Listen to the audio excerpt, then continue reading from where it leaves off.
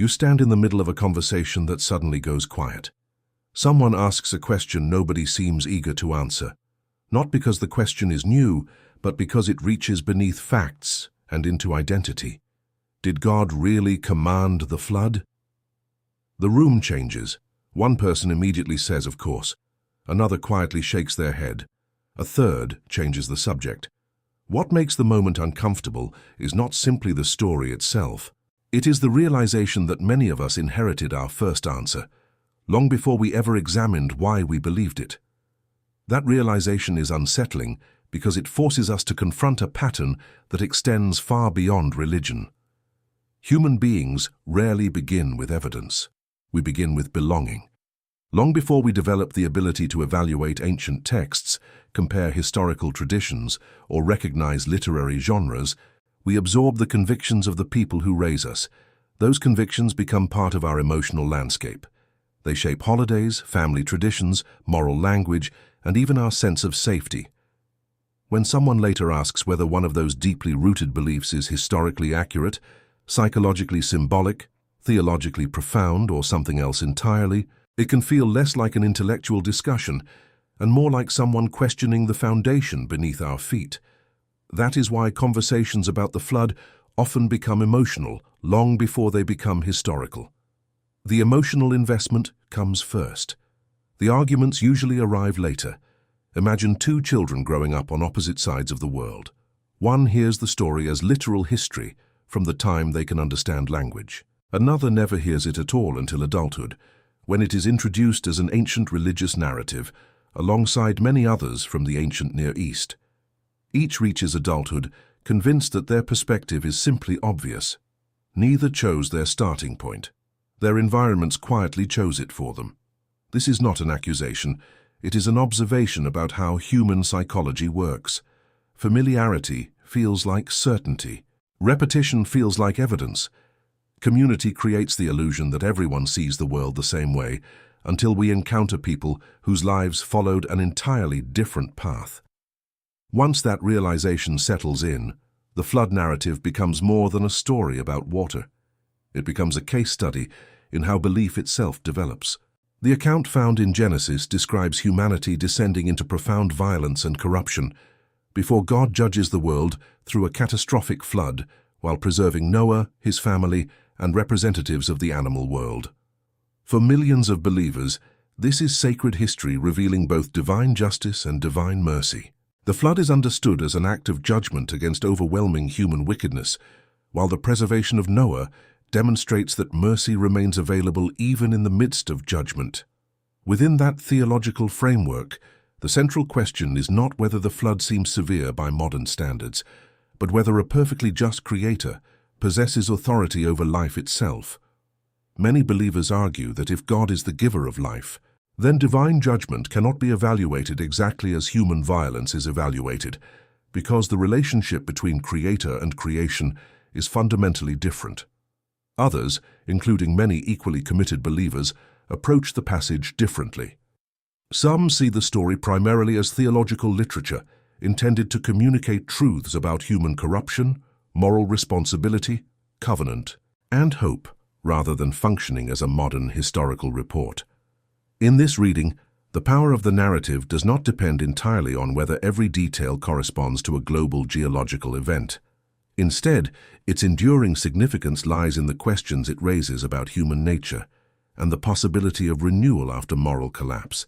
Between these perspectives exists a wide range of interpretations developed across centuries by Jewish and Christian thinkers. Outside religious traditions, historians and scholars often examine Genesis alongside other ancient flood narratives that circulated throughout Mesopotamia. Stories involving devastating floods appear in several ancient cultures, including accounts preserved in texts such as the Epic of Gilgamesh and the Atrahasis epic. The similarities have led scholars to propose different explanations. Some suggest these narratives preserve cultural memories of significant regional flooding that became embedded in collective memory. Others argue that authors adapted familiar literary themes to communicate distinctive theological ideas. Still others see these traditions as evidence of shared storytelling conventions across neighboring civilizations. None of these possibilities eliminates the religious significance believers find in Genesis, but they do illustrate that the historical discussion is more complex than a simple choice between unquestioning acceptance and outright dismissal. Complexity often frustrates us because certainty is emotionally comfortable. Ambiguity requires patience. Patience demands humility. Our minds naturally prefer clear answers because they reduce anxiety. We feel safer when every difficult question has an immediate response. Yet history rarely offers that kind of simplicity. Ancient texts emerge from cultures separated from us by thousands of years. Languages evolve, contexts disappear. Archaeological discoveries illuminate some questions while leaving others unresolved. Responsible historical inquiry frequently ends not with absolute certainty, but with carefully weighed probabilities. That reality can feel disappointing until we recognize that uncertainty is not the enemy of honest thinking. Sometimes uncertainty is simply the honest acknowledgement of the limits of available evidence. There is another layer to this discussion that has little to do with archaeology and everything to do with ourselves. When people hear the flood story, many instinctively imagine they would have stood with Noah, recognizing the truth while everyone else ignored it. Psychology suggests we should be cautious about that assumption. Human beings consistently overestimate their willingness to resist majority opinion. Classic research on conformity demonstrates how easily ordinary people adjust their judgments to match those around them, often without realizing it. We like to picture ourselves as independent thinkers, yet much of daily life is shaped by subtle social influence. We dress according to cultural expectations, adopt language from our peers, and often inherit moral intuitions before examining them critically. That does not mean independent thought is impossible. It means it requires intentional effort. The flood narrative, whether approached as history, theology, literature, or some combination of these, invites a deeper question than many initially expect. It asks what happens when a society becomes so accustomed to its own behavior that it no longer recognizes its moral condition. That question remains relevant regardless of one's conclusions about the historical event itself. Every generation develops blind spots. Every culture normalizes certain behaviors while condemning others. Every community believes some of its assumptions are simply common sense. Looking backward at ancient civilizations makes those blind spots easier to recognize because we no longer share them. Looking honestly at our own time is far more difficult. Perhaps that is one reason stories like this continue to provoke debate. They challenge readers to ask not only what happened long ago, but also how easily human beings convince themselves that the familiar must therefore be right.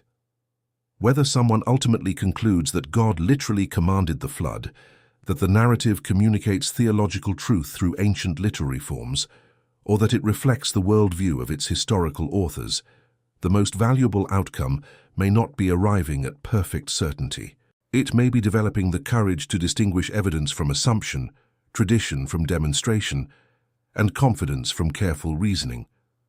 Those distinctions matter because they shape every important belief we hold, not only religious ones. If these conversations encourage you to think more carefully, question more honestly, and examine your assumptions with both humility and intellectual curiosity, then this is the right place to continue that journey together. Subscribe if thoughtful questions matter to you as much as easy answers do. The deeper you follow this question, the more you begin to notice that the flood narrative has become a mirror.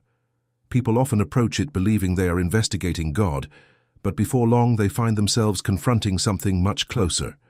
They are confronting the assumptions they have always carried about justice, goodness, power, and responsibility. Consider how differently people react, depending on which part of the story captures their attention first. Some immediately focus on judgment and ask how a good God could allow such destruction. Others immediately focus on the corruption described before the flood and ask whether complete moral collapse would require an equally dramatic response. The same text produces entirely different emotional reactions because every reader arrives with a different moral framework already in place. We rarely notice that process happening because it feels natural. We assume we are simply reading the story. In reality, we are also reading ourselves, Our experiences become lenses. Someone who has witnessed terrible violence may read the account and wonder whether justice sometimes requires decisive intervention. Someone who has experienced abuse under authoritarian leadership may instinctively recoil from any narrative involving overwhelming power. Neither response automatically proves or disproves the historical or theological claims. They reveal how personal experience quietly shapes interpretation. This is one reason discussions surrounding ancient religious texts become so difficult. Two intelligent people can read the same words and feel they are looking at entirely different realities. Both may sincerely believe the evidence is obvious, because neither fully recognizes how their own experiences influence what appears persuasive. This is not unique to religion. The same psychological pattern appears in politics, history, science, economics, and even personal relationships. We tend to notice information that reinforces what we already believe, while unintentionally overlooking information that complicates our conclusions. Psychologists often describe this tendency as confirmation bias, but understanding the term is easier than escaping its influence. Simply knowing that the mind prefers confirming evidence does not prevent the mind from doing exactly that. It takes conscious discipline to ask whether we are evaluating evidence or merely collecting support for conclusions we reached long ago. Ancient texts demand precisely that discipline. They were written in worlds profoundly different from ours. Their authors assumed cultural knowledge that no modern reader naturally possesses. Their audiences understood symbols, literary conventions, and historical circumstances that now require years of study to reconstruct. This reality creates an important distinction between reading an ancient text and understanding it. Reading requires literacy. Understanding requires context. That context has become one of the central areas of historical scholarship. Researchers examine language, archaeology, comparative literature, and the social environments of the ancient Near East to better understand how narratives like Genesis functioned within their original setting. These investigations have generated vigorous debates rather than universal agreement. Some scholars argue the flood account reflects memories of catastrophic regional flooding preserved through generations before taking literary form. Others emphasize its theological structure over its historical reconstruction. Still others defend its historical reliability while proposing different explanations for geological and archaeological questions. What becomes immediately apparent is that thoughtful disagreement exists across multiple disciplines. That observation alone should encourage intellectual humility. Whenever sincere experts reach different conclusions, despite examining the same evidence, confidence should be accompanied by caution. Humility does not require abandoning convictions. It requires recognizing that intelligent people may interpret incomplete evidence differently. There is another psychological tendency worth noticing. Human beings often believe certainty is a virtue. We admire confidence because confidence projects stability. Leaders who appear absolutely certain frequently inspire trust even when their evidence is weak. Conversely, people who openly acknowledge complexity may appear less convincing despite having stronger arguments. This creates an unfortunate paradox. The individuals most aware of historical uncertainty are often the least dogmatic, while the least aware of uncertainty may sound the most persuasive. Throughout history, many harmful ideas survived precisely because they were communicated with extraordinary confidence. Confidence itself is emotionally contagious. We instinctively assume certainty reflects knowledge when it may simply reflect personality. The flood narrative reminds us that conviction and evidence are not identical. Every generation inherits stories that feel unquestionably true because respected authorities repeat them. Sometimes those stories are accurate. Sometimes they require revision. Sometimes they communicate profound truths, even when their genre differs from modern historical writing. Distinguishing among those possibilities demands careful thought rather than immediate reactions. Imagine sitting beside someone who has devoted an entire lifetime to studying ancient Hebrew texts. Now imagine sitting beside another person who has spent decades excavating archaeological sites across the Near East. Beside them sits a philosopher interested in ethics, and next to that philosopher is a theologian whose life revolves around interpreting scripture within a living faith tradition. Ask each one whether God really commanded the flood, and you may receive answers that overlap in some places while diverging dramatically in others. None of those conversations would be meaningless simply because agreement proves elusive. In fact, disagreement often reveals where the deepest questions truly lie. Perhaps one of the greatest misconceptions about difficult subjects is the expectation that honest inquiry should eliminate every tension. Reality rarely cooperates with that expectation. The most enduring questions remain difficult precisely because they involve incomplete evidence, competing values and perspectives shaped by different assumptions about the world. Consider how modern readers instinctively evaluate ancient events according to contemporary expectations. We naturally think in terms of human rights, democratic institutions, scientific methodology, and legal systems developed over centuries. Ancient authors inhabited a profoundly different intellectual universe. Recognizing that difference does not require approving every aspect of ancient culture. It simply reminds us that interpretation requires historical imagination rather than present-day projection alone. One of the hardest intellectual disciplines is allowing ancient texts to speak in their own voice before deciding what we think about them. Most of us reverse the order. We immediately filter them through modern expectations and then criticize them for failing to resemble contemporary writing. That approach often tells us more about ourselves than about the text, yet historical understanding alone cannot answer every question. Even if someone became completely convinced about the literary structure, historical setting, and linguistic details of Genesis, larger philosophical questions would remain. If God exists, what would divine justice mean? Can finite human beings fully evaluate actions attributed to an infinite creator? If the narrative is theological, what truths is it attempting to communicate about humanity? If it reflects historical memory, how should that influence interpretation? If different traditions understand the account differently, what criteria should determine which interpretation is strongest? These are philosophical questions that extend beyond archaeology. They remind us that evidence alone rarely resolves debates involving meaning, morality, and metaphysics. Human beings do not merely seek information. We seek coherence. We want the world to make sense. That desire explains why people often gravitate toward explanations that provide emotional stability even when uncertainty remains. Some find that stability through religious faith. Others find it through historical skepticism. Others remain somewhere in between, convinced that the evidence supports certain conclusions while leaving many questions unanswered.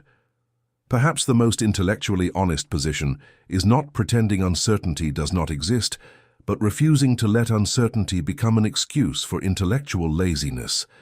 Difficult questions deserve patient investigation rather than quick slogans. Whether you ultimately conclude that the flood account is literal history, theological narrative, or something more complex, the process of examining why you hold that conclusion may transform your thinking far more than the conclusion itself. Most people spend their lives defending beliefs they never consciously chose. Far fewer pause long enough to examine how those beliefs became part of their identity in the first place. That examination can be uncomfortable because changing your mind rarely feels like gaining information. It often feels like losing certainty. Yet history repeatedly shows that genuine understanding grows not from refusing difficult questions, but from having the courage to remain with them long enough for simplistic answers to fall away. The flood story has endured for thousands of years, not because everyone agrees about it, but because it continues to force every generation to wrestle with justice, human nature, responsibility, hope, and the limits of our own understanding.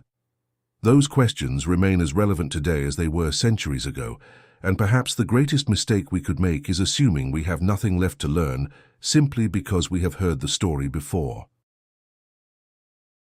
Eventually, every discussion about the flood arrives at a place where history alone cannot carry the weight of the conversation. This is the point where many debates begin repeating themselves. One side asks for evidence that would satisfy modern historical standards.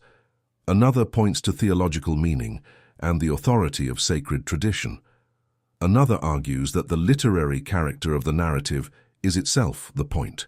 People often leave these conversations believing they have disagreed about facts when, in reality, they have disagreed about something much deeper.